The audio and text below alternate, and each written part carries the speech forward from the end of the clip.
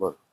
બોલો વિજયગીરી બાપુની જય, લાલગીરી બાપુની જય।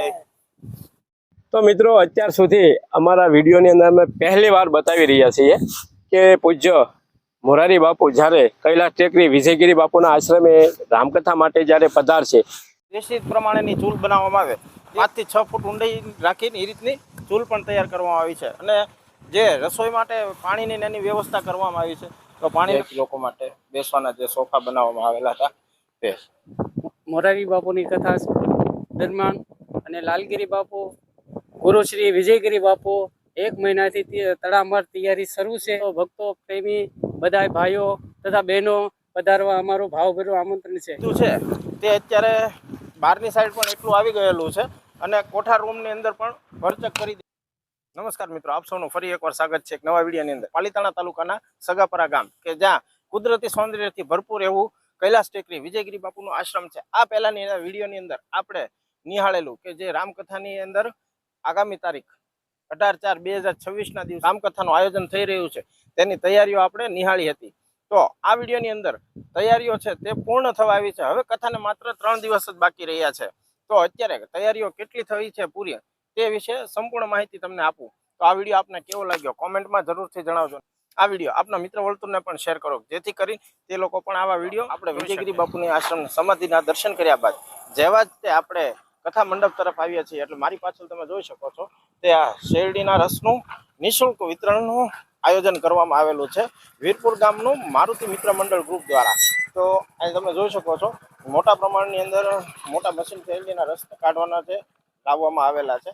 એની અંદર અવિરત 18 તારીખથી લઈને 26 તારીખ સુધી વિના મૂલ્ય આ રસનું વિતરણ કરવામાં આવશે। અમારું ગામ વીરપુર પાલીતાણા તપસ્વી બાપુના આશ્રમેથી આવીએ છીએ અને અહીંયા રસનો સ્ટોલ કરવાનો છે। અમારું આખું મારુતિ ગ્રુપ થઈને અહીંયા અમે સેવા કરવા આવવાના છીએ અને આ રસનું આયોજન છે 18 તારીખથી લઈને આપણે કથા મંડપ તરફ આગળ વધીએ એટલે તરત જ પહેલું આવે છે કાર્યાલય કે જે કથામાં છે તેને લગતી કોઈ પણ તમારે માહિતી જોતી હોય તો તે છે તે આ કાર્યાલયથી તમને મળી રહેશે અને કાર્યાલયની બરાબર સામે જ તે છે આપણો કથા મંડપનો ડોમ। તો જોઈ શકો છો મિત્રો કેવો સુંદર મજાનો ગેટ ને બનાવવામાં આવ્યો છે। તો ચાલો આપણે આ છે કથા મંડપની અંદર પ્રવેશવાનો દ્વાર અને કથા મંડપની બરોબર આપણે જે વિજયગીરી બાપુના આશ્રમે જે મોટું ત્રિશુળ ઊભું જોયેલું ત્યાં જે ધજા લહેરાતી હતી તેવી જ ધજા અહીંયા કથા મંડપ પર પણ લગાડવામાં આવેલ છે કે તેની ઉપર પણ મહાદેવના નંદીજી અને ત્રિશુળના દર્શન થાય છે। મિત્રો આપણે કથા મંડપના ડોમની અંદર પ્રવેશી ચૂક્યા છીએ। બાજુમાં સાઈડમાં જે મંડપ બનાવવામાં આવેલા તે પણ એકદમ તૈયાર થઈ ગયેલા છે કે જેની અંદર હવે ખાલી લાઇટ ફિટિંગનું એનું કામ બાકી રહ્યું છે કે જે અત્યારે ભાઈઓ કરી રહ્યા છે અને કથા મંડપ જે છે તે જર્મન ટેકનોલોજીથી ખૂબ સુંદર મજાનો બનાવવામાં આવ્યો છે અને સાથે અત્યારે સાઉન્ડ સિસ્ટમની એની વાત કરીએ તો તે પણ અત્યારે કમ્પ્લીટ થવા ઉપર જ છે કે હવે કથા મંડપના છેલ્લે સુધી તો સાઉન્ડ સિસ્ટમની પેટીઓને મુકાઈ ગઈ છે અને જે બાકી રહી છે તે પેટીઓને એને કંઈક આ રીતે ઉપર ફિટિંગ કરવામાં આવશે કે આ પેટીને સાંકળેથી ઉપર ખેંચીને ઉપર લઈ જશે અને ત્યાં રાખશે।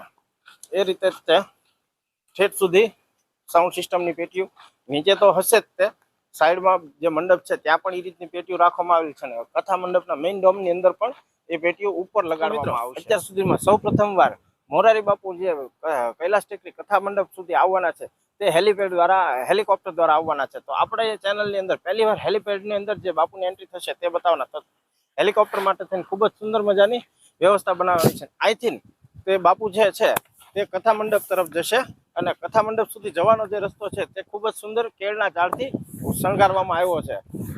અહીંથી નથી બાપુ કથા મંડપ સુધી પહોંચશે। મિત્રો આ રસ્તો જે આપણે જોયો હેલિપેડથી જે બાપુ આવશે તે આ કથા મંડપની પાછળ જે નાનો એવો ડોમ બનાવ્યો છે ત્યાં અહીંથી થઈને પૂજ્ય મોરારી બાપુ છે તે વ્યાસપીઠ ઉપર પ્રવેશશે। તો ચાલો એક નજારો તમને પણ બતાવું કે વ્યાસપીઠ ઉપરથી જે છે તે કથા મંડપ કેવી રીતનું લાગે છે।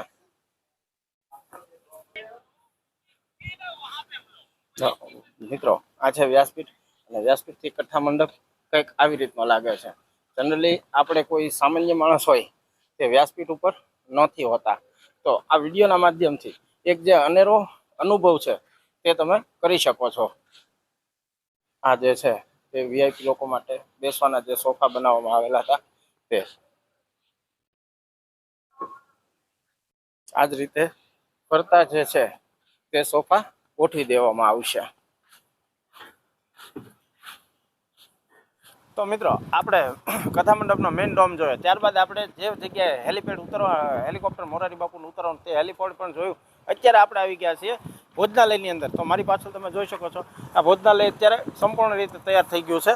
એની અંદર કાચું સીધું જે કાંઈ લાવવામાં આવ્યું છે તે પણ આવી ગયું છે અને જે દેશી પ્રમાણેની ચૂલ બનાવવામાં આવે એક તકરીબન 5 થી 6 ફૂટ ઊંડાઈ રાખીને એ રીતની ચૂલ પણ તૈયાર કરવામાં આવી છે અને જે રસોઈ માટે પાણીની એની વ્યવસ્થા કરવામાં આવી છે.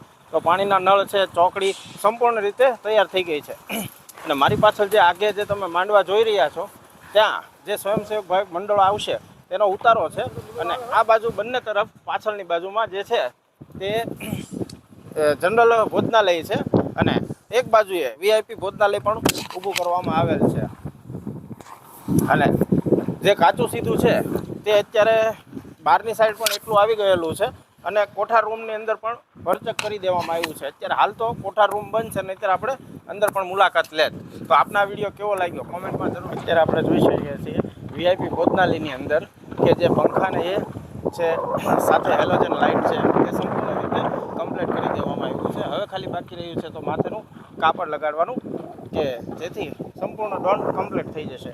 હવે આપણે જોઈશું જનરલ ભોજનાલયની અંદર. તો મિત્રો આ છે જનરલ ભોજનાલય કે જેનું કામ અત્યારે થોડું બાકી છે પણ આવનારા દિવસોની અંદર સંપૂર્ણપણે તૈયાર થઈ જશે. આ પંખાની જે છે અત્યારે નીચે લગાડી રાખેલા છે તે ઉપર જેમ વીઆઈપી ડોમની અંદર લગાડવામાં આવેલા તે જ રીતે સંપૂર્ણપણે તૈયાર થઈ જશે.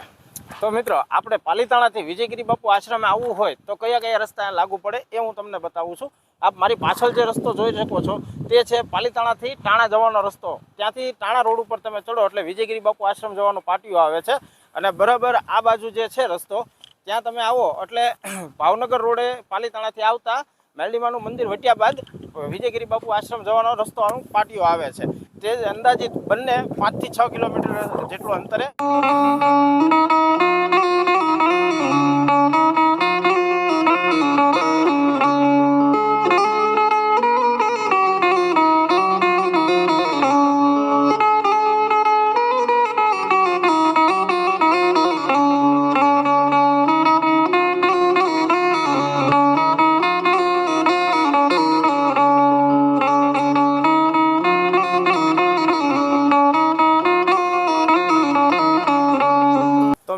અત્યારે આપણે વિજયગીરી બાપુ આશ્રમ કૈલાસ ટેકરીએ જે મોરારી બાપુની જે સપ્તાહ બેસી રહી છે તેની નિમિત્તે સંપૂર્ણ તૈયારીની માહિતી આ વિડીયોના માધ્યમથી આપને આપી. તો આ વિડીયો આપને કેવો લાગ્યો કોમેન્ટમાં જરૂરથી જણાવજો. કોમેન્ટમાં જય વિજયગીરી બાપુ લખવાનું ભૂલશો નહીં અને આ વિડીયો આપના મિત્ર વર્તુળને પણ શેર કરો જેથી કરીને આવા અવનવા માહિતી તેમને પણ મળી રહે.